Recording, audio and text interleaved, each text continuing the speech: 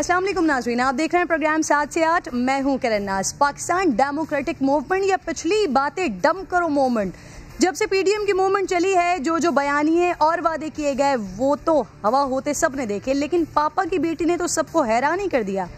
मरियम जो इस असेंबली को जाली कहा करती हैं, जो कहती हैं हमारा मुकाबला तुमसे नहीं तुम्हें लाने वालों से है, वो मरियम बीबी जो आर या पार की बात करती हैं, वो मरियम बीबी जो हुकूमत को घर भेजने की बात करती हैं, वो मरियम बीबी जो वजीर आजम से इस्तीफे मांगती हैं, वो मरियम बीबी जो कहती हैं इमरान खान की पुश्तपनाही छोड़ दें तो इस्टेब्लिशमेंट से बात हो सकती है, वो मरियम बीबी जो कहती हैं कि फर्नेस ऑयल के मालिकान इमरान खान के खर्चे चलाते हैं, वो मरियम बीबी जो कहती हैं तुम वोट चोर हो, तुम सिलेक्टेड हो, वो मरियम बीबी जो कहती थी इमरान खान तुम 5 साल क्या 2020 भी पूरा नहीं करोगे, इमरान खान ने अपने एटीएम्स को सेनेट टिकट दिया हुआ है, वो मरियम बीबी जो कहती हैं बंदा ईमानदार है लेकिन ताबेदार है। मरियम बीबी बंदी बड़ी गरजदार लेकिन क्या ताबेदार है।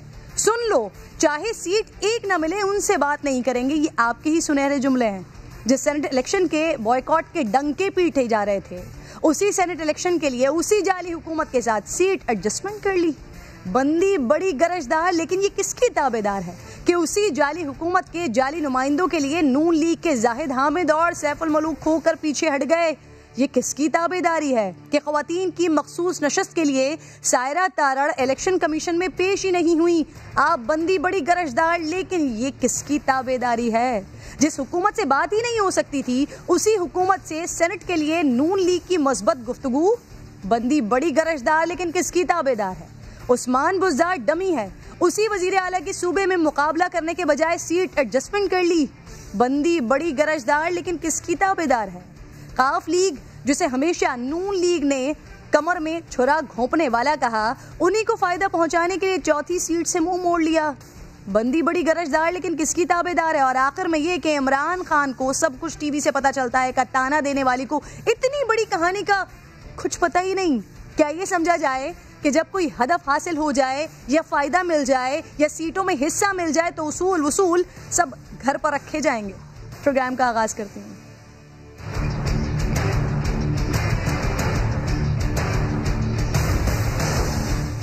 सेनेट इलेक्शन में बैलेटिंग खुफिया ही होगी, लेकिन वोट हमेशा के लिए खुफिया नहीं रखा जा सकता। सुप्रीम कोर्ट की राय आ गई है, शफाफ इलेक्शन के लिए जदीद टेक्नोलॉजी इस्तेमाल की जा सकती है। हुकूमत और ऑपोजिशन अदालती राय को अपनी अपनी कामयाबी करार क्यों दे रही है, बात करते हैं प्रोग्राम में।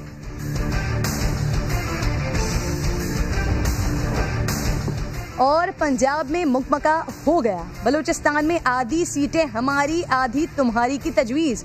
पख्तूनख्वा में अब तक बात न बन सकी। सिंध में पीपल्स पार्टी ने हुकूमती इत्तेहादी MQM को 2 सीटों का दाना डाल दिया है। क्या मुफाहमत के बादशाह की जादूगरी कामयाब हो सकेगी, बात करते हैं इस पर।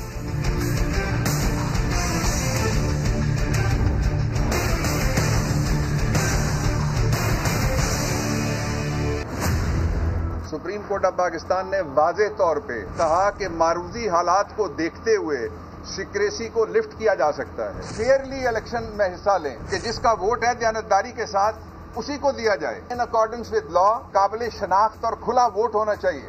इलेक्शन ऑर्गेनाइज और conduct election commission of Pakistan ने करना है। ऑर्डिनेंस कलअज़म हो गया है क्योंकि ऑर्डिनेंस जो है वो मुहित था, मशरूत था इस बात पर कि आर्टिकल 226 का सुप्रीम कोर्ट कहे कि ये इलेक्शन आर्टिकल 226 के ताबे नहीं हो रहा। कहीं भी सुप्रीम कोर्ट के शॉर्ट ऑर्डर में ये डायरेक्शन नहीं दी गई इलेक्शन कमीशन को कि वो सेनेट इलेक्शन ये वाला जो हो रहा है उसको या बैलेट पेपर या जो उसकी ट्रेसेबिलिटी है उसको इस इलेक्शन में इंश्योर करे। प्रोग्राम में आपको खुशामदीद कहती हूँ नाजरीन। सुप्रीम कोर्ट ऑफ पाकिस्तान ने सेनेट इलेक्शन रेफरेंस पर अपनी राय दे दी है, जिसके मुताबिक इलेक्शन खुफिया बैलेट के जरिए ही होंगे। सुप्रीम कोर्ट ये राय 4-1 की अक्सरियत से दे रहा है। जस्टिस याया आफरीदी ने इख्तलाफी राय दी है। सुप्रीम कोर्ट ने फैसले में कहा कि इलेक्शन कमीशन शफाफ इलेक्शन के लिए तमाम इक़दामात कर सकता है। तमाम अदारे इलेक्शन कमीशन के साथ ताउन के पाबंद हैं। इलेक्शन कमीशन करप्शन के खात्मे के लिए तमाम टेक्नोलॉजी का इस्तेमाल भी कर सकता है। चीफ जस्टिस ने मजीद कहा कि सुप्रीम कोर्ट अपने फैसले में करार दे चुकी है कि वोट हमेशा के लिए खुफिया नहीं रह सकता। वोटिंग में किस हद तक सिक्रेसी होनी चाहिए ये तयन करना इलेक्शन कमीशन का काम है। अदालती राय आने के बाद नाज़रीन हुकूमत ऑपोजिशन दोनों ही इसे अपनी फतह करार दे रहे हैं। वुज़रा कह रहे हैं कि अदालती फैसले से उनके मौक़िफ़ को तक़वियत मिली है, क्योंकि सुप्रीम कोर्ट ने वाज़ेह कर दिया कि वोट हमेशा के लिए खुफिया नहीं रह सकता। साथ ही इलेक्शन कमीशन को टेक्नोलॉजी के इस्तेमाल के जरिए वोटिंग के अमल को शफाफ बनाने का पाबंद किया गया है, जबकि दूसरी तरफ ऑपोजिशन इसे सदारती रेफरेंस की शिकस्त करार दे रही है। मरियम नवाज कह रही हैं कि अब खम्बे नोश्ती खिसियानी बिल्लियाँ टेक्नोलॉजी का वावेला कर रही हैं, अब कोई RTS और डस्का धुंध टेक्नोलॉजी नहीं चलेगी। सुप्रीम कोर्ट की राय के बाद हुकूमती टीम इलेक्शन कमीशन भी आ गई है। बाबर आवान कहते हैं कि सुप्रीम कोर्ट की तजवीज़ के बाद अब बैलेट पेपर सियासी जमातों के लिए तो खुफिया होगा, लेकिन इलेक्शन कमीशन के लिए नहीं। हॉर्स ट्रेडिंग या धांधली के इल्जामात लगे तो इलेक्शन कमीशन इंक्वायरी कर सकेगा। फारूक हबीब साहब मेरे साथ मौजूद होंगे पाकिस्तान तहरीक इंसाफ से। इसके साथ साथ जावेद साहब भी मुझे ज्वाइन कर चुके हैं पाकिस्तान मुस्लिम लीग नून से। दोनों मेहमानों को मैं खुशामदीद कहती हूँ। जावेद अब्बासी साहब, आपसे बात का आगाज़ करती हूँ सर, क्योंकि आप लोगों की जानिब से भी इसे फतही करार दिया जा रहा है जो आज की राय सामने आ गई है। अब मुझे ये बता दीजिए, ये जो टेक्नोलॉजी के इस्तेमाल की बात हो रही है, अगर टेक्नोलॉजी के इस्तेमाल किया जाता है इलेक्शन कमीशन की तरफ से, इस पर भी आप लोग रजामंद होंगे सर? बिस्मिल्लाहिर्रहमानिर्रहीम, बहुत शुक्रिया। हम बड़े अरसे से कह रहे थे, ये फतह और नाकामी की बात नहीं, हम कह रहे थे कि हुकूमत जो रेफरेंस देके रही गई है वो गलत गई है, नीति उनकी ठीक नहीं है। और सुप्रीम कोर्ट ऑफ पाकिस्तान कोई फैसला उस वक्त तक नहीं करेगी जब तक आइन की आर्टिकल 226 मौजूद है। तो आज सुप्रीम कोर्ट ऑफ पाकिस्तान ने हमारे मौक़िफ़ की हमायत की, जो हमने सुप्रीम कोर्ट ऑफ पाकिस्तान के सामने पेश किया था कि जी आइन की आर्टिकल 226 के नीचे सेनेट ऑफ पाकिस्तान का इलेक्शन आता है और उसके एम्बेड में आता है, और जब तक वो आर्टिकल मौजूद है उस वक्त तक सीक्रेट बैलेट पेपर के जरिए इलेक्शन होगा। अब ये जो टेक्नोलॉजी की बात की गई है, उन्होंने कहा है कि ठीक है इलेक्शन कमीशन को नई टेक्नोलॉजी अगर इस्तेमाल करना चाह रहा है, सुप्रीम कोर्ट ऑफ पाकिस्तान ने कहा है, लेकिन इससे कहीं तौर पर उन्होंने नहीं कहा कि इससे जाके आप वोट जो भी इलेक्शन होने वाला इनमें जो है कोई ऐसा मैकेनिज्म बनाए जो वोटिंग जो हमारा बैलेट पेपर है उसमें तो कोई तब्दीली करे। आप जानती हैं कि चीफ इलेक्शन कमीशनर खुद पेश होते रहे इन केसेस में, 2 दफा सुप्रीम कोर्ट ऑफ पाकिस्तान ने उनको बुलाया।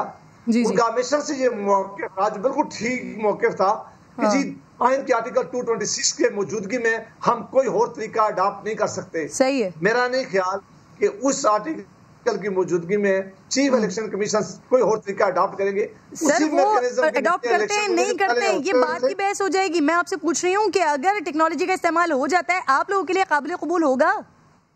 कौन सी टेक्नोलॉजी का इस्तेमाल हो जाए, टेक्नोलॉजी कोई हो ही नहीं सकती इस वक्त। अगर कोई भी ऐसा काम होगा तो वो जो इलेक्शन लॉज है उसमें तब्दीली करनी पड़ेगी और वो मामला पार्लियामेंट के सामने आएगा। जब तक ये मामला पार्लियामेंट के सामने ना आए कि जो इलेक्शन का तरीकाकार है वो हमने इलेक्शन जो लॉज पास किए उसमें है, जब तक उसके सामने नहीं आएगा, अपने तौर पर इलेक्शन कमीशन ऑफ पाकिस्तान के पास कोई इख्तियार नहीं है कि वो कोई नई चीज जो है मुतरफ करवाए। सही है, ठीक है। अब फारूक हबीब साहब, सर आप लोगों की तरफ से भी यही कहा जा रहा है कि आपके मौक़िफ़ को तक़वियत मिली है, आपकी जीत हुई है। आज हुकूमत ने क्या तजवीज़ रखी है सर इलेक्शन कमीशन के सामने, और क्या चीफ इलेक्शन कमिश्नर ने ट्रेसेबल बैलेट पेपर्स की यकीन दहानी करवाई है क्या? देखें, बात यह है कि बात है ऑब्जेक्टिविटी की कि इस सारी एक्सरसाइज का जो मकसद था वो मकसद ये था, वीडियोस भी सामने आ गई कि सेनेट के इंतखाबात में हमेशा खरीदो फरोख्त होती रही है। सेनेट के इंतखाबात के अंदर तो पैसों की गड्डियां रख के करोड़ों अरबों रुपया खर्च करके लोगों के ज़मीरों के सौदे किए जाते थे।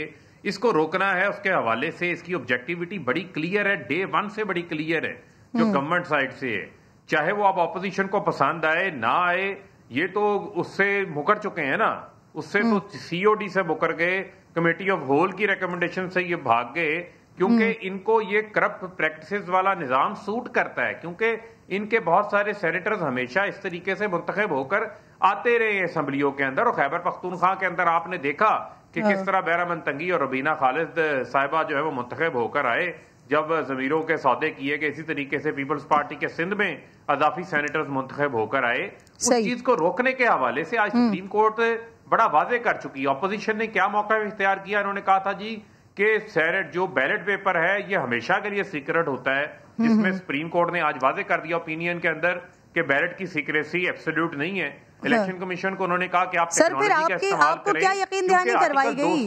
सर हुकूमती टीम गई थी वहां पे, बात क्या हुई? जी उसी पे जी किरण, मैं उसी पे आ रहा हूं कि आर्टिकल 218 कॉन्स्टिट्यूशन का इलेक्शन कमीशन को इंपावर करता है कि उन्होंने जो करप्ट प्रैक्टिसेस हैं उसको रोकने के लिए उसको गार्ड करना है। ये नहीं है कि आप पहले आंखें बंद करके चोरी होने दें, बाद में आप चोर को ढूंढते फिरें, बाद में आप कैसे पकड़ेंगे जब आपके पास कोई रास्ता ही नहीं होगा। उस हवाले से आप बार कोड लगा सकते हैं बैलेट पेपर्स के ऊपर, 1500 से 1700 बैलेट पेपर्स छपने हैं, इस तरीके से आपको सीरियल नंबर उसके ऊपर बैलेट पेपर के ऊपर लगा सकते हैं। बेशुमार ऐसे जो हैं वो चीजें मौजूद हैं जो इलेक्शन कमीशन कर सकता है। उनका इजलास बैठा हुआ है, हम उम्मीद करते हैं कि जो सुप्रीम कोर्ट की राय आई है उसका इलेक्शन कमीशन एहतराम करेगा, क्योंकि ये सवाल पूछा जाएगा। मैं समझता हूं अब इलेक्शन कमीशन के ऊपर बड़ी भारी जिम्मेदारी इस चीज के ऊपर आयद होती है कि हमेशा जब ये काम होता रहा, बल्कि अभी तक तो इलेक्शन कमीशन को बुलाकर ये जो 2 सेनेटर्स खास तौर पे जो केपीके की एमपीएस की वीडियोस आई थी, इनको तो फौरी तौर के ऊपर नाअहल कर देना चाहिए था।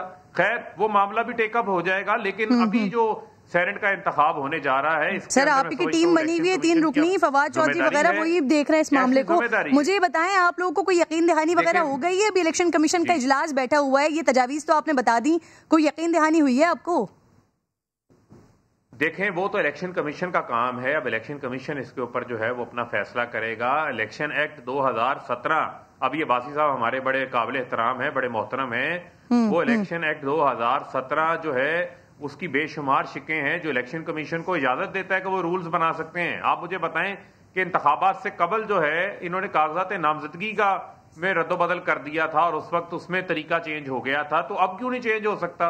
अब कौन सा कोई मुश्किल काम है? अगर मैं समझो there is a will there is a way, अगर आप करना चाहते हैं तो सब कुछ हो सकता है, और अब इसका सिलसिला रुकना चाहिए। अच्छा मैं इस पे कमेंट ले लेती हूँ, मैं इस पे जावेद अब्बासी साहब का कमेंट ले लेती हूँ। जावेद अब्बासी साहब, अगर इस तरह का कुछ ये इजलास तो हो रहा है, अगर कोई ऐसी तजवीज या ऐसा कोई फैसला इलेक्शन कमीशन की तरफ से आ जाता है सामने की, ठीक है पार्टीज ना देख सकें लेकिन इलेक्शन कमीशन देख सके, तो इस पर आप लोग राजी होंगे?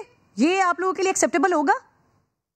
देखें जब तक कोई फैसला आता नहीं है, जब तक उनकी इजलास जारी है, उस वक्त तक कोई राय देना जो है वो ठीक नहीं है, वरना ये राय चूंकि वो एक कॉन्स्टिट्यूशनल ऑफिस है, और फिर जब उनकी राय आएगी तो फिर हम सारे बैठकर फिर उनको फैसला करेगी पीडीएम के प्लेटफॉर्म पर। लेकिन मेरी अपनी जाती अंडरस्टैंडिंग अगर आप पूछ रहे हैं तो मेरा नहीं ख्याल कि वो कोई ऐसा काम करेंगे।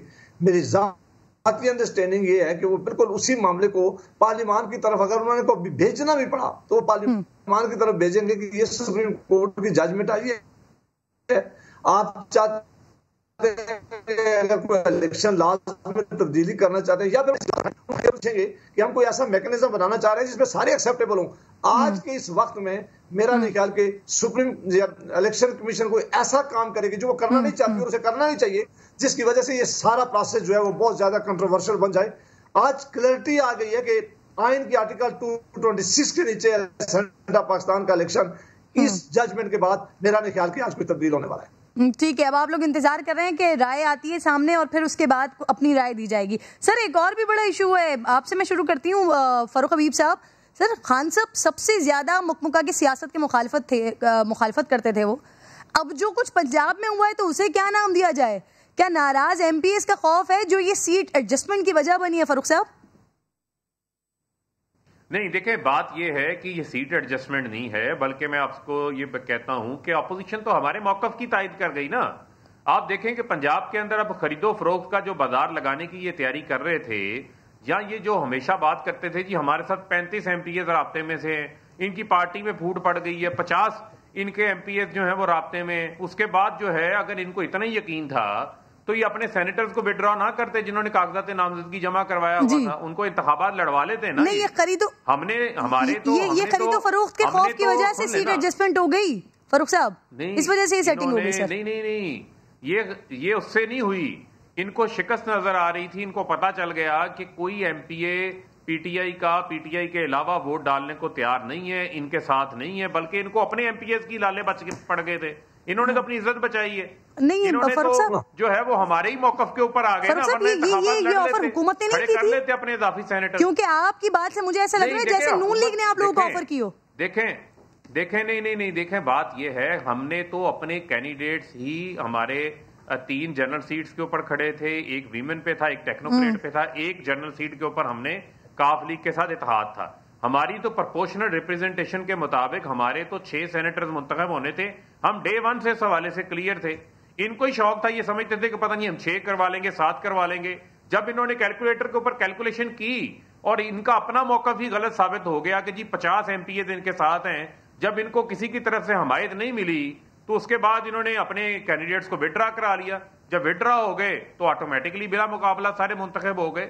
अगर आजाद देखें ना, पीपल्स पार्टी से ये सवाल पूछना चाहिए कि उन्होंने एक सेनेटर खड़ा किया, उन्होंने क्यों विड्रा किया अपना सेनेटर? वो ना करते, अगर ना करते तो मुकाबला होता। विड्रा तो इन्होंने खुद किया, तो ये हमारे ही मौकफ की इन्होंने हमायत कर दी। देखें जो प्रोपोर्शनल रिप्रेजेंटेशन है, जिसकी जितनी नुमाइंदगी है उस हिसाब से सबको सीट्स मिल गई। इन्होंने तो हमारे मौकफ की हमायत कर दी ना। जो चीज हमें ने कह रहे थे कि ये धांधली का रास्ता रुकना चाहिए, ये खरीदो फरोख्त का रास्ता रुकना चाहिए, अल्टीमेटली अपोजिशन ने पंजाब में जो हुआ वो हमारे मौकफ की तायद है, वो हमारे मौकफ की जीत है जो हम बात कर रहे थे। अब वहां पर खरीदो फरोख्त नहीं हो सकती, वहां पर जमीरों के सौदे नहीं हो सकते। तो इस सौदे से बचने के लिए ये एडजस्टमेंट हो गई है। अब जावेद साहब, सर जरा आप ही बता दीजिए, सर मरियम साहिबा को तो नहीं पता कि किससे डील हो गई, ये क्या कहानी हो गई, क्या बात हो गई? सर यहाँ हुआ क्या है? ये वही वो जाली हुकूमत, वो खान साहब जिनसे आप लोग इस्तीफे मांग रहे हैं, सर उन्हीं के हक में दस्तबरदार कर दिए अपने नुमाइंदे, 2 लोग बिठा दिए। सर क्या किया? देखिए, हमने कोई नुमाइंदा अपना नहीं बिठाया, हमने कोई ऑफर नहीं की। ये ऑफर हुकूमत और स्पीकर प्रोविंशियल असेंबली की तरफ से आई है। उस पर बैठकर बात तो जरूर की गई है। अब जो वहां मौजूदा लोकल क़यादत थी, हुकूमत ये बात मुसलसल कह रही थी, डर रही थी, इसको पता था कि इनके वोट नहीं करेंगे, इसलिए। वरना ये हुकूमत क्यों ये ऑफर लेके आती है? अभी बार बार कह रहे फरक हबीब साहब कि हमारी मौक़िफ़ की फतह हुई है। आपके कौन से मौक़िफ़ की फतह हुई है? आपका मौक़िफ़ की फतह होती तो आप खड़े रहते हैं अपनी जगह, आप कहते नहीं हमने जावेद साहब, परवेज इलाही साहब ने किसी ना किसी से तो बात की होगी ना? किससे की है? शहबाज शरीफ साहब से की है, किसी और से की है? बात किससे की है सर? मैं कहता हूं कि जो हमारे लोकल वहां लीडरशिप थी, जो इसको मामले को डील कर रहे थे, उनसे जरूर बात की होगी। लेकिन सर इतना बड़ा फैसला मरियम बीबी को नहीं पता और लोकल जो नुमाइंदे मौजूद थे उनके साथ ये डील हो गई, सर फाइनलाइज हो गई चीजें। तो डील कोई नहीं हुई जी, डील होनी ही नहीं है। इसको आप डील कह के, मेरा ख्याल है कि आप इस इलेक्शन को खराब करने का मत कहेंगे डील है। सेटिंग हो गई सर, सीट एडजस्टमेंट हो गई सर। नहीं, सीट एडजस्टमेंट हुई है, ये बिल्कुल गलत है। सीट एडजस्टमेंट का कोई निजाम हमने किया ही नहीं बैठ के। हमने इतनी सीटों पर इलेक्शन लड़ना था क्योंकि हमने टिकट ही इतने लोगों को दिया हुआ था, इतने ही हमारे लोग जीत सकते थे। जब उन लोगों के खिलाफ कोई और कैंडिडेट नहीं हो सका तो उन्होंने आना पोज हो गया। इसमें कोई डील नहीं हुई है, इसमें कोई एडजस्टमेंट नहीं हुई है। हाँ, ये जरूर हुआ है कि पीटीआई ने ये चूंकि इनिशिएटिव लिया है, उन्होंने रिक्वेस्ट की है कि जिसके जितने मेंबर ऑफ पार्लियामेंट हैं, जितने आपकी सीटें आप खड़ी हैं, इतने पे हम सारे आ जाते हैं ताकि हमारे लोग आना पोज हो जाए। तो ये बात जरूर की गई है, लेकिन ऐसा नहीं है कि कोई सीट एडजस्टमेंट हुई है कि हमने कहा कि हम कुछ एमपी आपको देते हैं, कुछ एमपी आपके लेते हैं, या हमने कहा कि एक सीट आप हमारे लिए छोड़ देंगे। सर इसकी रीजन क्या है? मतलब एक ऐसा सूबा जहां पर मुस्लिम लीग नून अब दावा करती है, तख्ते लाहौर का दावा करती है, सर दूसरी तरफ आप वजीर आला को डमी वजीर आला कहते हैं, वहीं पर ही मुकाबले के बजाय सर सीट एडजस्टमेंट हो गई, दस्तबरदारी हो गई। सर वजह क्या बनी इस बात की? क्या आपके अपने नाराज एमपीएस, अपने लोग? मेरा ख्याल है कि आपने जरा वहां इलेक्शन लॉस पूरी तरह स्टडी नहीं किया। फिर मैं अपने अल्फाज दोहराता हूं कि मुकाबला हमने अपनी सीटें लेनी थी। हाँ, अगर हमारी एक सीट ज्यादा बनती तो हम छोड़ देते, तो आप ये कहती हम हॉर्स ट्रेडिंग को लानत कर भेजते हैं। हम तो हॉर्स ट्रेडिंग के कभी फेवर में ही नहीं रहे, हम कभी चाहते ही नहीं कि हम किसी का आप दोनों मेरे साथ ही मौजूद हैं। मेरे पास बड़ी मुख्तलिफ खबर आ रही है जो मुझे नाजरीन को देना बड़ा जरूरी है और फिर आप दोनों से बात करना इस पर बड़ी जरूरी है। खुर्रम शेर जमान साहब की गुफ्तगू है और वो कह रहे हैं कि हमारे 3 अरकान को अगवा कर लिया गया है। आखिरी लोकेशन खयाबान शमशेर की आ रही है। ये खुर्रम शेर जमान साहब का स्टेटमेंट नाज़रीन सामने आया है। 2 दिन के बाद 3 तारीख को सेनेट इलेक्शन होना है और इससे पहले मुख्तलिफ किस्म की बातें और मुख्तलिफ किस्म के वाक़यात होते हैं। उनमें से एक ये खुर्रम शेर जमान साहब, जरा सुन लें क्या रहे हैं। फरूख साहब आती हूँ आपकी तरफ पर। शाम से हमारे पाकिस्तान तहरीक इंसाफ के 3 अरकान जो हैं उनको किडनैप कर लिया गया है। वो हमारे राब्ते के अंदर नहीं है। हम जब उनको फ़ोन कर रहे हैं तो उनके टेलीफोन बंद आ रहे हैं और जब उनकी लोकेशन हमने चेक करी है तो जो आखिरी लोकेशन आ रही है वो खयाबान शमशीर की लोकेशन आ रही है कि खयाबान शमशीर के ऊपर इनमें से एक साहब की लोकेशन खयाबान शमशीर की आई है, एक की लोकेशन जो है वो फेज़ 5 की आई है।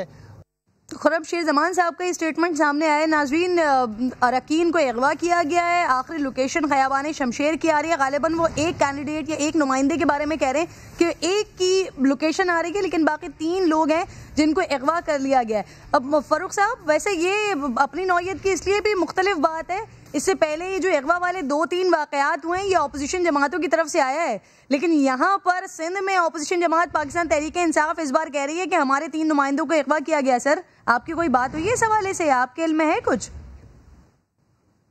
देखें, मैंने तो अभी आपके ही टीवी शो से ये बात जो है सामने आई है। यकीनन वहाँ पर भी सिंध असम्बली के अंदर भी जो है वो सेनेटर मुंतखब होने हैं, और अगर ये चीज़ सामने आ रही है तो खुरम शेर जमान साहब जो हैं वो एक ज़िम्मेदार आदमी है और दूसरी बार मुंतखब हुए हैं। लास्ट असम्बली में भी ये MPA थे, इस बार भी MPA हैं, और उन्होंने इसके ऊपर यकीनन उनके पास कोई इन्फॉर्मेशन होगी, इतलात होंगी जो MPS के साथ रब्ता करे। देखिए, यही तो वो सूरत हाल है कि यहाँ पर तो ऐसा इशू बना लिया गया है सेनेट के इंतखाबात को। अभी जो अब्बासी साहब बात कर रहे थे, अगर इसी बात को ये समझ लिया जाए कि जिसकी जितनी नुमाइंदगी है उतने ही उसको अगर सेनेटर्स मिल जाएं तो फिर ये अगवा करने की जरूरत ना पेश आए, फिर आपको जो है लोगों को बंदूक के नोक के ऊपर या और किसी तरीके से ब्लैकमेल कर या पैसे चलाकर आपको वोट खरीदने की जो है वो जरूरत ना पड़े। अब ये जितना मामला हो रहा है आपका सामने, चाहे ये 3 सेनेटर्स जो 3 MPs अगर लापता है तो इसके ऊपर फौरी तौर के ऊपर वहां की पुलिस को भी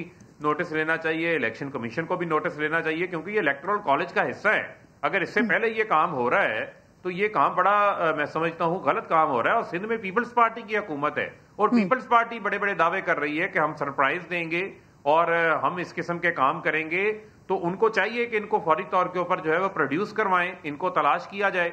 और वहां पर यकीनन कराची के अंदर इतना बड़ा शहर है, कैमरे भी होंगे, इनकी डिफरेंट जो लोकेशंस हैं उसको चेक किया जा सकता है। तो इस पे तो हमें बड़ी सख्त तशवीश है जो खुरम साहब ने अभी बात की है, खुरम शेर जमान साहब ने, और इसके ऊपर तो ये सामने आनी चाहिए ये चीजें। इस तरीके से तो आप जो ऑब्वियसली जो उन्होंने इल्जाम लगाए, जो वो बात कर रहे हैं, तो ये सिंध गवर्नमेंट की जिम्मेदारी बनती है। फारूक साहब, आप दुरुस्त फरमा रहे हैं कि फौरी तौर पर प्रोड्यूस करवाया जाए, किया जाए, फौरी तौर पर पुलिस को इसमें हरकत में आना चाहिए। लेकिन जावेद साहब, आपके इल्म में था इस तरह की किसी सरप्राइज का, या इतनी जो इंटरेस्टिंग सिचुएशन होती जा रही है जैसे जैसे डे करीब आ रहा है, अब ये 3 MPs के अगवा हो जाना? देखें जी, मैंने तो अभी ये खबर आपसे सुनी है, मुझे नहीं लगता कि इस खबर में कोई बड़ी सच्चाई होगी। इसलिए मुझे नहीं लग रहा क्योंकि यहाँ जब सिंध के इन्होंने टिकट दिए तो अभी जो फरग हबीब साहब की जमात की सारी सीनियर लीडरशिप वहां ऑब्जेक्ट कर रही है। मेरा नहीं ख्याल कि कोई एक ने भी कहा है, किसी ने कहा है कि जी ये टिकट बेचा गया है, किसी ने कहा है जी कि पैसे लेके दिया गया। ये मैं नहीं कह रहा, ये उनकी जमात की सीनियर लीडरशिप जतोई साहब हैं, उन्होंने चीफ मिनिस्टर भी रहे, उन्होंने ये एलिगेशन लगाए हैं। तो ऐसा ना हो कि इनके MPs जो हैं वो खुद ही नाराज हों इनसे, इनको वोट ही ना देना चाह रहे हों, वही वैसे ही इनसे नाराज हों और कहीं बैठ के हों। हाँ, अगर किसी ने ऐसी हरकत की है तो ये बहुत बड़ी जाती है, बिल्कुल नहीं करनी चाहिए, इसकी भरपूर मजम्मत करेंगे अगर ये बात साबित हो गई है। अच्छा जावेद साहब, जो आप बात कर रहे हैं ना, मुझे एक बात याद आई, मुझे जरा फारूक साहब से इस बात का कमेंट लेने दें। जो जावेद साहब बात कर रहे हैं कि अपनी कोई नाराजगी हो, ऐसे ही कोई छुप गए हो, तो फारूक साहब, आमिर लियाकत साहब तो कैटेगोरिकली मेरे प्रोग्राम में की बात कह के गए कि मैं भी सबसे छुपता फिर रहा हूँ और 3 तारीख को मिलूंगा। हो सकता है ऐसा भी कुछ हो जाए, ये 3 लोग वाकई छुप गए हो फारूक साहब? नहीं, देखें बात यह है कि ऐसी कोई बात नहीं है, और ये तमाम लोग जो है वो PTI के टिकट के ऊपर जीत कर आए हुए हैं, बैट के निशान के ऊपर जीत के आए हो। इनका वोट जो है वो PTI का वोट है, इमरान खान का वोट है, और जो हमारे मुंतखब नॉमिनेटेड सेनेटर्स हैं उनको सर पीपल्स पार्टी कह रही है 50% MPs हैं PTI के जो हमें वोट देंगे। देखें यही तो बात है ना किरण, यही तो बात है। फिर आप जमहूरी निजाम की बात ना करें, फिर आप इसका दावा ना करें कि आप जमहूरी जमातें, आप आइन की बालादस्ती, कानून की बालादस्ती कहते हैं। कहां लिखा हुआ है आइन के अंदर आर्टिकल 226 के अंदर कि आप वोट खरीद के सेनेटर मुंतखब होंगे? कौन से इलेक्शन एक्ट के अंदर लिखा हुआ है कि आप लोगों को अगवा करके सेनेट के अंदर मुंतखब होंगे? यही तो वो चीजें हैं जिन चीजों को हम रोकना चाहते हैं और उसकी ये हमायत कर रहे हैं। जितनी PDM के अंदर शामिल जमातें हैं आज ये करप्ट निजाम का तहफ़्फ़ुज़ करना चाहते हैं। आज ये खौफजदा हैं, इनको पता है कि ओपन एंड ट्रेसेबल बैलेट हो गया तो सेनेट के अंदर ये खरीदो फरोख्त नहीं कर सकेंगे। खरीदो फरोख्त नहीं होगी तो करप्शन का रास्ता रुकेगा, करप्शन का रास्ता रुकेगा तो आवाम का फायदा होगा। ये वो चीजें अच्छा जावेद साहब, मुझे सर इजाजत दीजिएगा, मैं जरा तारीख है बिल्कुल ठीक है। छांगा मांगा की मंडियां किसने लगाई थी? ये IGI से पैसे किसने लिए थे? ये ओसामा बिन लादेन से $10 मिलियन किसने लिए थे? ये नून लीग ने लिए थे। ये इनकी तारीख है। ये यहाँ जो बंदा प्यार से नहीं मानता उसको बंदूक से मनवाते हैं, या रिश्वत दे के मनवाते हैं, या ब्रीफ केस दे के मनवाते हैं, या रास्ते से हटा देते हैं। इनसे कोई बैद नहीं है। ठीक है। अब मैं जावेद अब्बासी साहब, आप कमेंट करना चाह रहे थे सर इस बात पर, जरा कमेंट कर दीजिए। तारीख बता दी उन्होंने पूरी, और जो चीजें रोकना चाह रहे हैं वो आप लोग नहीं चाह रहे, इस वजह से इसकी मुखालिफत कर रहे हैं। मैं आप दोनों से दोबारा बात करती हूँ। मुझे इस वक्त नवाब तैमूर तालपुर साहब जो इंग्राम में, क्योंकि सिचुएशन ऐसी हो गई है, अब जो बात कर दी है खुर्रम शेर जमान साहब ने। तैमूर साहब खुशामदीद कहूंगी आपको। सर, ये 3 MPs के अगवा होने की क्या कहानी सुना रहे हैं? आपने सुना? आपकी नॉलेज में है? खुर्रम शेर जमान साहब क्या कह रहे हैं सर? बिस्मिल्लाहिर्रहमानिर्रहीम जी, बिल्कुल आपके चैनल के तवस्सुल से मुझे पता चला कि क्या इल्जाम खुर्रम शेर जमा लगा रहे हैं, पर वो शायद जरा बर हकीकत देख नहीं रहे कि असल में हो क्या रहा है। PTI की नाकस कारकर्दगी, हाई करप्शन लेवल्स की वजह से, इनकी नाअहली की वजह से इनके अपने MPs ने ओपनली अनाउंस कर दिया है कि हम वोट नहीं देंगे। 2 वीडियोस वायरल हो चुकी हैं, आई एम श्योर समा तक पहुंच गई होंगी, जिन्होंने खुद कहा है कि हम उनको वोट नहीं देंगे, किसी सूरत में PTI के को वोट हम नहीं दे रहे। तो और 2 वीडियोस हो गई हैं, इंशाल्लाह ताला रात में कुछ और आएंगी, कल भी हम कुछ और ऐसी वीडियोस हमें मिलेंगी देखने को, और उसके बाद जो है सो आपके सामने होगा कि बंदा अगवा हो गया है या वो खुद वीडियो के सर वो सारे लोग जो है वो पीपल्स पार्टी को वोट दे रहे हैं। नहीं, ये मुझे नहीं पता कि पीपल्स पार्टी को दे या ना दे। अगर वो अपने जमीर के मुताबिक चलेंगे तो I am sure Pakistan peoples. अच्छा सर, वो जो पीपल्स पार्टी कह रही है 50% लोग वोट हमें देंगे, उनमें 3 लोग शामिल हैं जो अभी गायब हुए हैं। मुझे पता नहीं इन्होंने अपनी वीडियो पैगाम अभी तक दिए हैं या नहीं दिए जो गायब हो गए हैं उन्होंने। अगर उन्होंने वीडियो पैगाम दे दिए हैं तो आई एम श्योर वही होंगे। अगर वीडियो पैगाम नहीं दिया कल तक आ जाए तो फिर वो भी क्योर हो जाएगा। अच्छा सर, ये क्योंकि अब क्लेम किया जा रहा है खुर्रम शेर जमान साहब की तरफ से, तो सिंध गवर्नमेंट कुछ हरकत दिखा रही है? बहरहाल इल्जाम है, प्रोड्यूस करने के लिए कुछ कर रहे हैं सर? बिल्कुल, हम सबकी लोकेशन ले रहे हैं और हम लोकेशन लेके और उनसे कंफर्म करेंगे कि क्या उनकी तरफ कुछ ज्यादती हुई है। अगर ज्यादती हुई है, कुछ किडनैपिंग वाकई हुई है, तो सिंध हुकूमत हरकत में आएगी, एक्शन लेगी। पर अगर वो अपनी मर्जी से PTI से अपनी जान छुड़ा के, तरफ जमात से अपनी जान छुड़ा के और भागना चाहते हैं, तो फिर हम उनको अपने आराम गाह पे आराम करने देंगे, रिलैक्स करने देंगे। वो फिर आए वोट करने, उनकी मर्जी, वो ना आए वोट करने, उनकी मर्जी, रिलैक्स करें, जरा टाइम ऑफ लेने का शायद उनका मूड हो गया होगा। सही। तैमूर साहब की बात सुन रहे हैं? फारूक साहब कह रहे हैं 2 वीडियोस तो सामने आ चुके हैं, मजीद भी कल तक बहुत सारी ऐसी वीडियोस शायद सामने आ जाएं जिसमें लोग बता रहे हो कि वो PTI को वोट नहीं देंगे। सर मैं तैमूर साहब मेरे साथ ही रहिएगा। सर, एक सवाल मैंने आपसे MKM के हवाले से भी करना है, मैं जरा फारूक साहब से इस पे कमेंट ले लूं सर। देखें, बात यह है कि बजाय ये आके कहते हैं कि हम जिम्मेदारी का सबूत देते हैं, हमारी जिम्मेदारी है सिंध के अंदर 18वीं तरमीम के बाद लॉ एंड ऑर्डर की सूरत हाल इनके जुम्मे है, ये चीज़ों को ट्विस्ट कर रहे हैं और वीडियोस का हवाला दे रहे हैं। कह रहे हैं कि कुछ वीडियोस आज आ गई हैं, कुछ कल आ जाएंगी। ये इतनी हतमी राय कैसे दे सकते हैं? इसका मतलब ये सारी साजिश का हिस्सा है या इनके इल्म के अंदर है? और दूसरी बात यह है कि यही तैमूर तालपुर साहब ने सिंध असेंबली के फ्लोर के ऊपर खड़े होकर किसी शख्स की तरफ इशारा करते हुए कहा कि वो शख्स यही बैठा हुआ है जिससे पीपल्स पार्टी ने वोट खरीदा है, जिसने हमें वोट अपना बेचा और हमें वोट डाला है। अब ये किस किस्म की बातें करते हैं? पीपल्स पार्टी तो इस हवाले से इस हमाम के अंदर बुरी तरह बेनकाब हो चुकी हुई है। इनका तो चेहरा बेनकाब हो चुका हुआ है कि जिस तरीके से इन्होंने KPK में बोलियां लगाई, सर इतनी बेनकाब हुई है कि अभी बाय इलेक्शन में फारूक साहब आपने देखा पहले से ज्यादा वोट पड़ा है पाकिस्तान पीपल्स पार्टी को। फारूक साहब, इन्होंने नया तरीका निकाल लिया है लोगों को अगवा करने का। जो बिक नहीं रहा उसको अगवा कर लिया इन्होंने, जो बिक नहीं रहा उसको अगवा कर लिया है। सिंध के अंदर जो इनके कारनामे हैं, जो ये हमें करप्शन की बातें कर रहे हैं, ये क़यामत की निशानी है। ये तो 14 अरब रुपए की गंदम चूहों के ऊपर डाल जाते हैं। 14 अरब रुपए की गंदम चूहे खा गए। ठीक है फारूक साहब, क्योंकि जावेद अब्बासी साहब भी हैं प्रोग्राम में साथ, उनको भी मैंने मौका देना है, उनका भी कमेंट लेना है। लेकिन पहले तैमूर साहब की दवाइयां आप खा, बिल्कुल ठीक है सर, इस पर आपका आ गया पॉइंट ऑफ व्यू। तैमूर साहब, मुझे जरा ये MKM के हवाले से भी बता दीजिए, बातचीत चल रही है सर, कुछ बात बनी है वहां पर? देखिए, ये आप पता नहीं क्यों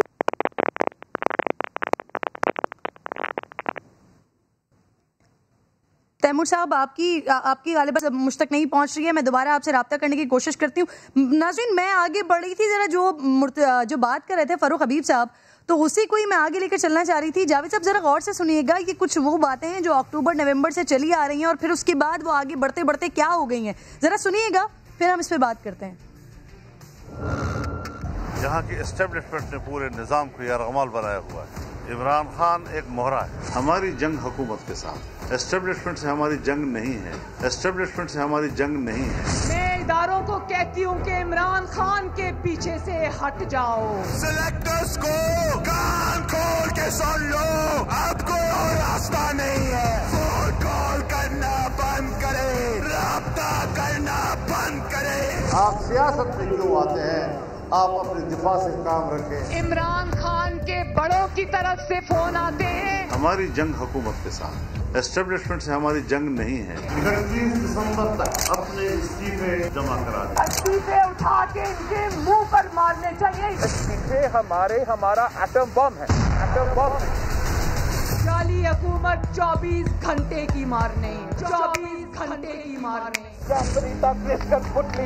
को घर भेजेंगे।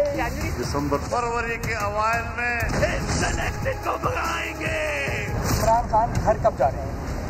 अगली डेडलाइन बता दें। मैं तो तारीखें नहीं दे सकती, तो बुरी तरीका ये है कि हम अदम एतमाद लेकर आए। करप्ट हुकूमत को पार्लियामान में भी चैलेंज करना चाहिए। मार्च 3 को इलेक्शन डे है और फिर मार्च के आखिर में मार्च भी होगा। लॉन्ग मार्च की तैयारी है पूरी, आवाम तैयार। हो सकता है कि लॉन्ग मार्च की जरूरत ही पेश ना आए। जावेद अब्बासी साहब, सर ये गुफ्तगू सुन के और पूरी कड़ी से कड़ी मिलते हुए सर आगे ऐसा लग रहा है ये तो होमवर्क नहीं है, ये प्लान चीजें नहीं थी सर, बयानिया पे बयानिया बदलता जा रहा है। आगाज किस बात से हुआ था, इख्तिताम कहाँ जाकर हो रहा है। सर अभी देखिए, पहले इन्हीं लोगों के साथ बैठने को तैयार नहीं थे। इमरान खान के लिए कहा करते थे कि एस्टैब्लिशमेंट जो है वो खान साहब को अलग कर दें तो उनसे बात हो सकती है। फिर सर ये हो क्या रहा है, ये बयानिया पे बयानिया क्यों बदल रहा है सर? मैं आपके सवाल पे आने से पहले, जो अभी नवाब तालपुर साहब आपके प्रोग्राम में आए थे, बड़ा ऑनरेबल आदमी है, इनकी सारी फैमिली आपको जानती है कि पॉलिटिक्स में है और बड़े ही ऑनरेबल वक्त इन्होंने गुजारा है। उन्होंने उसी बात जो मैंने कही थी उसी बात का मौक़िफ़ कहा है कि चूंकि वो अगवा नहीं हुए बल्कि पीटीआई के जो उनके खफा लोग हैं वो शायद इनसे बात नहीं करना चाहते या इनके पास आना नहीं चाहते, और ये वो अपनी शायद छुपाने के लिए आप कह रहे हैं कि ये किसी और पर इल्जाम लगाएंगे। पीटीआई के लोग जितने सिंध में खुल के आए, अभी बलूचिस्तान खुल के आए, बलूचिस्तान की लीडरशिप ने देखा है। अभी मेरा ख्याल है कि अभी आज रात तक बलूचिस्तान से भी आपको कुछ और खबरें मिल सकती हैं। सही सर, अब जरा इस पे जी जावेद साहब, आप जरा इस पे बात कर लेना सर। गिलानी साहब जीत जाते हैं तो लॉन्ग मार्च की जरूरत ही नहीं पेश आएगी सर। देखिए हमारा ख्याल है सर डील हो जाएगी सर, हो क्या जाएगा सर? जी लॉन्ग मार्च की इसलिए जरूरत नहीं पड़ेगी कि यहाँ एक बहुत बड़ा मार्का होने जा रहा है यूसुफ रजा गिलानी साहब और हफीज शेख के दरमियान। यूसुफ रजा गिलानी साहब एक बड़े सीनियर पार्लियामेंटेरियन हैं, वज़ीर आज़म इस मुल्क के रहे हैं, स्पीकर रहे हैं, कई वजारतों पर रहे हैं, एक बड़ी जमात जो है उसको रिप्रेजेंट करते हैं और अक्रॉस द बोर्ड उनकी लोग बहुत रिस्पेक्ट करते हैं, बड़ी इज्जत करते हैं। दूसरी तरफ हफीज शेख साहब जो पीटीआई के आदमी नहीं है, फर्रुख हबीब जैसा शायद आदमी होता तो पीटीआई के लोग उसे वोट देते। अब इनके लोग, उन्हें पता है कि IMF के कहने पे आए हुए हैं, जो ये हुकूमत खत्म होगी तो पाकिस्तान से ये चले जाएंगे, शायद पहले आदमी होंगे जो चले जाएंगे। इनको लोग वोट नहीं करने जा रहे। जब परसों का इलेक्शन इंशाअल्लाह PDM की लीडरशिप जीत जाएगी तो इखलाकी तौर पर यह हुकूमत खत्म हो जाएगी। ये इस हुकूमत के खिलाफ अदम एतमाद होगा। यानी यहाँ का जो इलेक्शन है ये सिर्फ इलेक्शन, आप ये ना देखेंगे यहाँ दो कैंडिडेट के दरमियान इलेक्शन है, ये देखेंगे इमरान खान साहब के खिलाफ। सर यूसुफ रजा गिलानी की जीत के बाद फिर हुकूमत से बात हो सकेगी, फिर लॉन्ग मार्च की तरफ नहीं जाएंगे। मैं ठीक समझ रही हूँ आपकी बात? उसके बाद तो मुझे लगता है कि फर्रुख हबीब साहब सारे बैठ के रिजाइन कर जाएंगे। ये कहेंगे कि हमसे हमारे साथ जो हमारे पास मैंडेट था वो खत्म हो गया है, चूंकि हम वो मैंडेट इस वक्त हमारे पास है नहीं है, वो पोजीशन हमारी सेंटर में नहीं रही है, हमारे लोग हमसे चले गए। और उसके बाद मुझे यकीन है कि जो ऑनरेबल कुछ लोग होंगे वो फौरन। चलिए मुझे कंफर्मेशन लेने देना, फरूख साहब से रिजाइन करेंगे नहीं करेंगे, करेंगे क्या जाना चाहिए? सही, उनके जवाब लेने दें। जी फरूख साहब।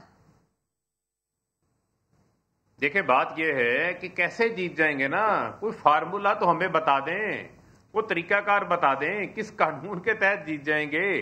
कोई नुमाइंदगी आपके पास ज्यादा है, कोई बंदे आपके पास ज्यादा है, या किसी ने आप मैं जरा आपके सामने सिचुएशन रखना चाहता हूं यहाँ पे क्या है, क्योंकि ये दोनों सूरत हाल पीपल्स पार्टी के लिए क्या शर्मिंदगी बनी हुई है कि यूसुफ रजा गिलानी उनके साबका वजीर आजम जाके कह रहे हैं कि जनाब 12 लोग नून लीग का टिकट मांग रहे हैं, मुझे वोट देने के ऊपर तैयार हैं। तो पीपल्स पार्टी का तो अपने कबड़ उन्होंने खुद पंजाब में खोद दी, जो चंद गिने चुने जियाले बचे थे आज वो भी उनको कोस रहे होंगे। और नून लीग के लिए शर्मिंदगी क्यों बनी हुई है? उतरो कुर्सी से नीचे, आप नाहल वजीर आजम हो, सुप्रीम कोर्ट ने घर भेज दिया, $60 मिलियन आपने के लिए खत नहीं लिख रहे, आप करप्शन का तहफुज कर रहे हैं, जरदारी चोर का तहफुज कर रहे हैं, आज उसी को कह रहे हैं जी हम सेनेटर बनाने चले हैं। फारूक साहब, अगर कोई अपसेट हो जाता है सर, जो ये दावा कर रहे हैं वो हो जाता है, फिर क्या करेंगे? गिलानी साहब मुंतखब हो जाते हैं, जीत जाते हैं, फिर क्या करेंगे? बात ये है, मैं आपको सादा सी बात बता दूं, हफीज शेख तीसरी बार सेनेटर मुंतखब हो रहे हैं, इन्हीं असेंबलियों के अरकान ने उनको जो है वो वोट डाले हुए हैं। तो क्या आप वो सेनेटर मुंतखब हो जाएंगे तो फिर क्या हो जाएगा? बात ये है कि ये उस वक्त जब पीपल्स पार्टी उनको लेकर आई थी, दुल्हा बना के लेकर आई थी, मिन्नत समाजित करके लेकर आई थी। वेट करते हैं 3 तारीख का। बहुत बहुत शुक्रिया फारूक हबीब साहब, आपका भी, जावेद अब्बासी साहब आपका भी बेहद शुक्रिया। एक छोटा सा ब्रेक लेना है।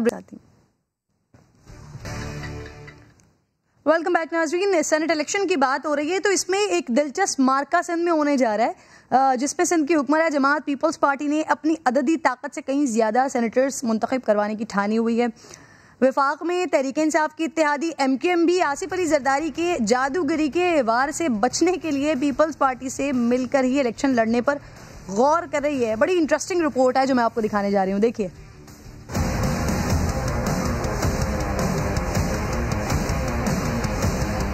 21 के 21 वोट MKM के सेंटर को पड़ेगा। एक जनरल की और एक जो लेडीज की है उसमें हम इन्हें सपोर्ट करें। अगर सेनेट के इंतखाबात पर कोई गुफ्तगू है, उसका कोई वफाकी हुकूमत के इत्तेहाद या ट्रेजरी बेंचेस पर बैठने ना बैठने का सवाल पैदा होगा। सेनेट इलेक्शन में सिंध असेंबली से किसको कितनी सीटें मिलेंगी, सबकी नजरें 3 मार्च के इलेक्शन पर लग गई हैं।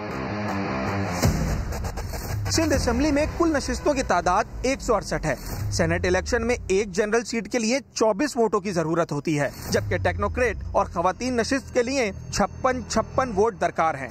ऐवान में पीपल्स पार्टी के अरकान की मजमूई तादाद 99 है, जिसका मतलब है कि पीपल्स पार्टी अपनी आददी कुव्वत के मुताबिक जनरल सीट पर 4 और टेक्नोक्रेट और खवातीन नशिस्त पर एक सेनेटर ही मुंतखब करा सकती है। अगर पीपल्स पार्टी अपनी अददी कुव्वत पर ही इक्तफा करती है तो इसके पास जनरल नशिस्त के 3 इजाफी वोट हैं, जबकि टेक्नोक्रेट और खवातीन नशिस्तों के लिए हुक्मरान जमात के पास 43 वोट इजाफी है। सिंध असेंबली में MKM के अरकान की तादाद 21 है, यानी उसे जनरल नशिस्त पर एक सेनेटर मुंतखब कराने के लिए 3 वोटों की जरूरत है, और पीपल्स पार्टी के पास जनरल नशिस्तों के 3 इजाफी वोट ही मौजूद है। इसी तरह टेक्नोक्रेट और विमेन नशिस्त पर MKM ने अपने 21 और पीपल्स पार्टी अपने 43 इजाफी वोट इस्तेमाल करके 2 मखसूस नशिस्तों पर मिलकर एक सेनेटर मुंतखब करा सकते हैं।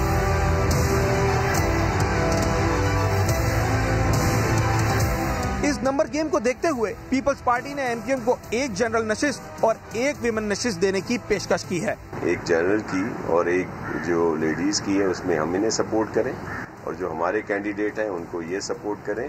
इसी रोज जनरल नशिस्त पर MKM के उम्मीदवार फैसल सब्जवारी ने भी अपनी गुफ्तगू में पीपल्स पार्टी से एडजस्टमेंट करने का इशारा दे दिया था। पंजाब में वो सब बैठे बंद कमरे में और आराम से उन्होंने वहाँ बिला मुकाबला अपने सेनेटर्स मुंतखब करवा लिए हैं।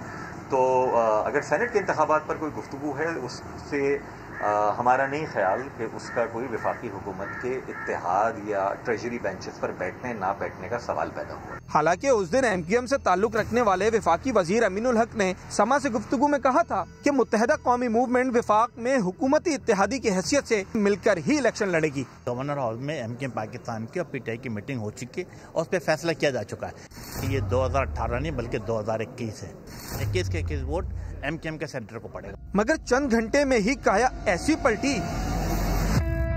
कि एमक्यूएम ने तहरीक इंसाफ और जीडीए के साथ होने वाले इतवार के इजलास में शिरकत से ही माजरत कर ली। अब एक बार फिर चलते हैं नंबर गेम की तरफ और जायजा लेते हैं कि तहरीक इंसाफ से मिलकर सेनेट इलेक्शन लड़ने में एमक्यूएम के हाथ में क्या आएगा। पीटीआई और एमक्यूएम मिलकर जनरल नशिस्तों पर 3 सेनेटर्स, जबकि टेक्नोक्रेट और विमेन नशिस्त पर एक सेनेटर मुंतखब करा सकते हैं। बिलफर्ज तहरीक इंसाफ एमक्यूएम को 2 नशिस्तें देने का वादा कर भी ले तो 2018 की तरह एमपीएस के बिकने का खदशा मौजूद है। एमक्यूएम के 2 एमपीएस कल डिनर में सीम हाउस में शरीक हुए। रात को देर गए इतलाई थी कि डिनर उन्होंने वहाँ जरूर किया था, लेकिन वो डिनर हजम नहीं हुआ था उन्हें।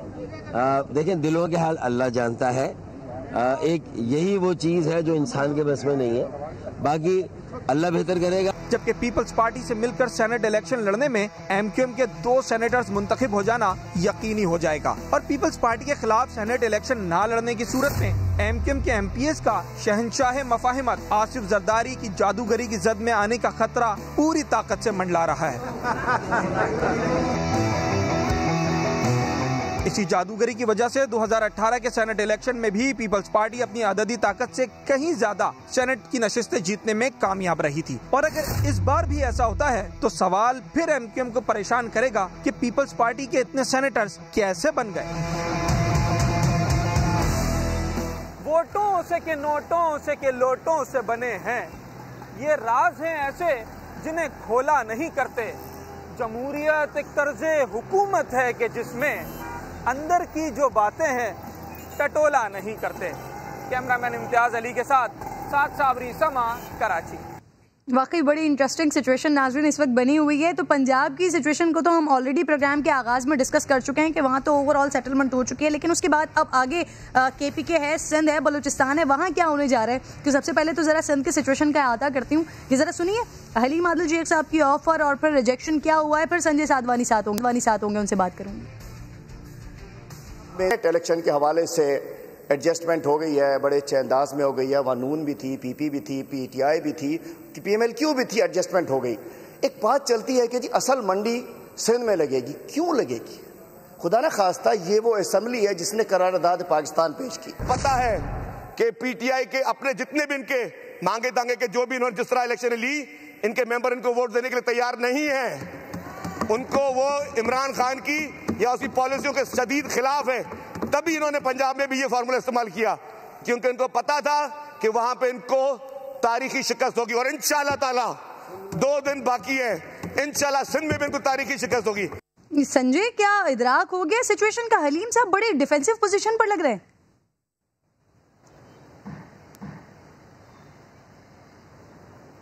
जी बिल्कुल किरण, सिंध में पाकिस्तान पीपल्स पार्टी की पोजीशन काफ़ी मजबूत है। हमने जब पीपल्स पार्टी को जवाब दिया कि हम आपसे इताद नहीं करेंगे, पाकिस्तान तहरीक इंसाफ से अपना इताद बरकरार रखा, तो पाकिस्तान पीपल्स पार्टी ने प्लान बी तैयार किया। और प्लान बी है कि 15 जो अरकान हैं मुख्तलिफ जमातों के, जिसमें 5 करीब एमक्यूएम के अरकान हैं, पाकिस्तान तहरीक इंसाफ के जो 3 अरकान जिनको पीटीआई अगवा कह रही है, हमारे पास ये इतलात हैं कि वो अपनी खुशी से गए हैं, उनके नंबर भी खुशी से बंद किए गए हैं। करीम कबूल का आपने बयान सुना, लेकिन मैं आपको 2 और नाम बताऊंगा जिनके नंबर गुज़िश्ता 2 रोज से बंद हैं, जिसमें असलम अबड़ो जो पाकिस्तान जो तहरीक इंसाफ के रुकन हैं, इसके अलावा शहरयार शहर जो घोटकी से रुकन है। शहरयार से मामला सेटलमेंट हुआ है। शहरयार के जो अपोजिट कैंडिडेट थे, जो शहरयार से इलेक्शन हारे थे, जहाँ मेहताब डेर, उनको सेनेटर बनाया गया है। पीपल्स पार्टी ने उन्हें आइंदा इलेक्शन में जो एमपीए का टिकट है वो देने का वादा किया है।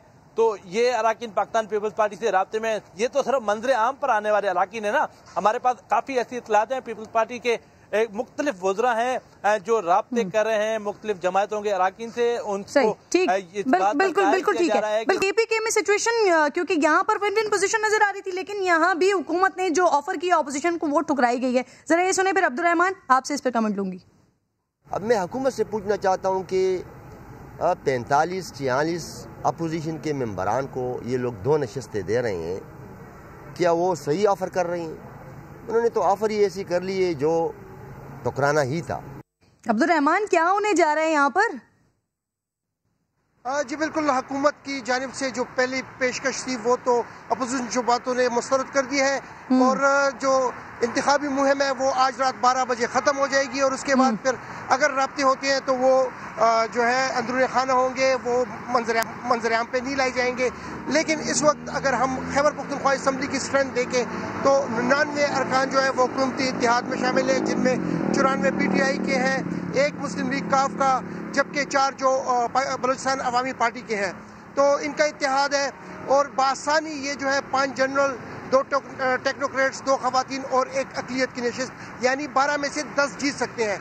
दूसरी जानिब अपोजिशन का जो इत्तेहाद इस वक्त मंजर आम पे आया है वो जमात इस्लामी को मिला के, जो कि पहले आज़ाद थी, PDM का हिस्सा नहीं थी, लेकिन सेनेट में अपोजिशन के साथ आ गई तो 43 अराकीन है, जबकि 3 आज़ाद अराकीन अभी तक उनका पता नहीं चल रहा कि वो हुकूमत की हिमायत करेंगे या अपोजिशन की। तो इस तरह अपोजिशन 2 जनरल नशिस्तें जीत सकती है।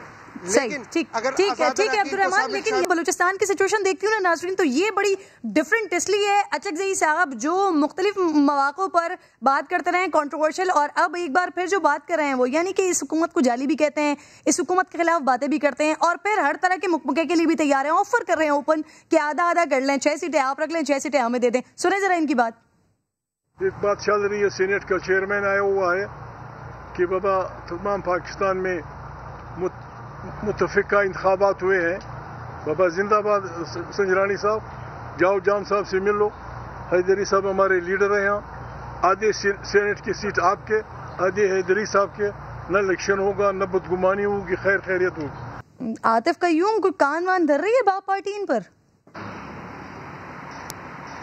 जी बिल्कुल, बलूचिस्तान में भी सेनेट इलेक्शन के हवाले से जोड़ तोड़ का सिलसिला जो है वो अपने अरूज पर पहुंच चुका है। जैसा कि बलूचिस्तान में जो अपोजिशन जमातें हैं उन्होंने आज वाज़े ऐलान किया है कि वो PDM के प्लेटफॉर्म से ही जो है वो इलेक्शन लड़ेंगे। बलूचिस्तान नेशनल पार्टी, जमीयत उलमा इस्लाम और इसी तरह जो पश्तूनख्वा मिली अवामी पार्टी है, उनका बाकायदा आज इजलास हुआ था सरदार अख्तर मेंगल के घर पर।